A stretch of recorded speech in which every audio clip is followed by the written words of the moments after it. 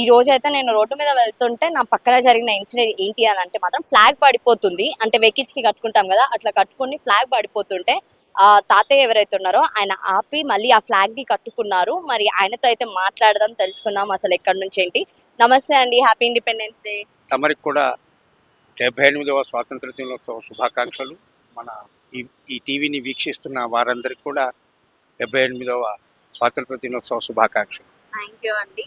So చెప్పండి, అసలు flag పడిపోతున్నా మళ్ళీ మీరు ఆపి మీరు కట్టుకున్నారు అని అంటే మీరు ఈ ఫ్లాగ్ కి ఎంత రెస్పెక్ట్ ఇస్తున్నారో అర్థమైంది. బట్ మీ మాటల్లో మేము తెలుసుకోవాలనుకుంటున్నాం. జాతీయ చిహ్నం అంటే చాలా విలువైంది. జాతీయ చిహ్నం అంటే చాలా విలువైంది. దీన్ని ఎప్పుడు కింద పడనివ్వకుండా నిఠారుగా పట్టుకోవాలనేది నా ఆకాంక్ష. దాన్ని జాతీయ జెండాను ప్రత్యేకంగా గౌరవించాల్సినటువంటి అవసరం ప్రతి వారికి ఉంది.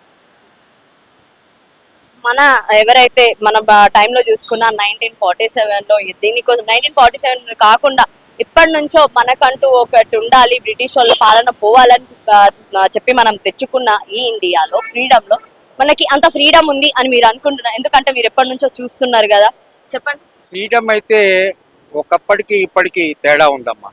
ఒకప్పుడైతే భయంకరమైనటువంటి పరిస్థితులు ఉండేవి. బానిసత్వము, ఆ తర్వాత అరాచకత్వము అన్నీ ఉండేవి. మన స్వతంత్రం వచ్చినాక ఇప్పుడు నిజం చెప్పాలంటే అర్ధ స్వాతంత్రమే వచ్చినట్టు లెక్క. ఎందుకనంటే పూర్తి స్వేచ్ఛ ఎవరికి లేదు, అన్ని నిర్బంధమే. విన్నారా? నిర్బంధంగా ఉన్నారు కాబట్టి అర్ధ స్వాతంత్రంతోనే బతుకుతున్నామని అర్థం.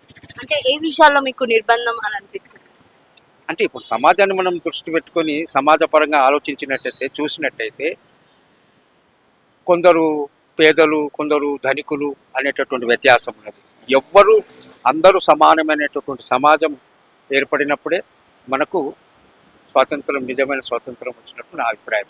అంటే అందరూ సమానం ఉంటేనే నిజమైన స్వాతంత్రం అని అంటారు. అంతేనమ్మా. కుల నిర్మూలన సంఘం అని మీరు ఏదో పెట్టుకున్నారు, అసలు ఏంటిదండి, ఏంటిది అది? కుల నిర్మూలన సంఘం అంటే ఇంకోటి ఏంటంటే ఇప్పుడు ఈ కులాలు మతాలకు అతీతంగా సమసమాజ స్థాపన కోసం ప్రపంచమంతా ఒక్కటే అనేటటువంటి భావంతో ఈ కుల నిర్మూలన సంఘం ఏర్పాటు చేయడం జరిగింది. సో ఎప్పటి నుంచి అసలు మీకు తెలిసినంత వరకు ఎంత ఉంటుందండి నా ఏజ్ 65 అండి. సో ఇంత ఎక్స్పీరియన్స్లలో మీరు మీ టైంలో ఉన్నప్పుడు ఇండిపెండెన్స్ డే ఎలా జరుపుకున్నారు? చాలా మధురంగా ఉండేదండి.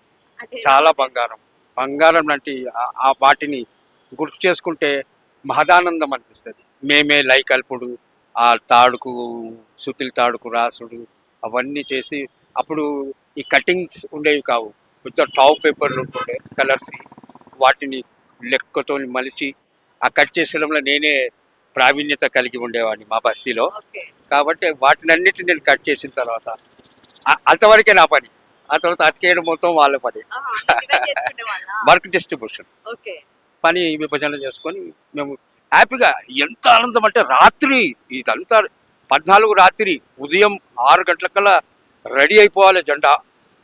ఎవరైనా పెద్దలు వచ్చి ఎగురేస్తే మేము జాతీయ గీతాన్ని ఆలపిస్తూ బాగా ఆనందపడేవాళ్ళం. ఆ పెద్దలు చెప్పినటువంటి మాటలు, వారు ఇచ్చినటువంటి సంభాషణ, వాళ్ళు స్వాతంత్రాన్ని వాళ్ళు నెమరు వేసుకుంటూ మనకు చెప్తుంటే వాటిని మహాశ్రద్ధగా వినేవాళ్ళు. గాంధీ గారు అయితే ఆడవాళ్ళు ఎప్పుడైతే ఎలాంటి భయం లేకుండా అర్ధరాత్రి రోడ్డు మీద 12ంటికి తిరుగుతారో అప్పుడే స్వాతంత్రం, నిజమైన స్వాతంత్రం వచ్చింది అని చెప్పి అని అన్నారు. మరి ఇప్పుడు మనం చూస్తేనేమో ఈ కాలాలలో అసలు చిన్న పిల్లల్ని కూడా మానభంగం చేస్తున్న అవి చూస్తూ ఉన్నాం కదా.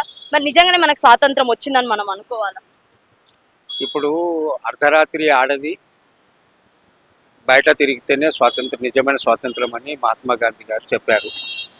కానీ నేను ఇంతకుముందు కూడా చెప్పిన అర్ధ స్వాతంత్రమే వచ్చింది కానీ పూర్తి స్వాతంత్రం రాలేదమ్మా.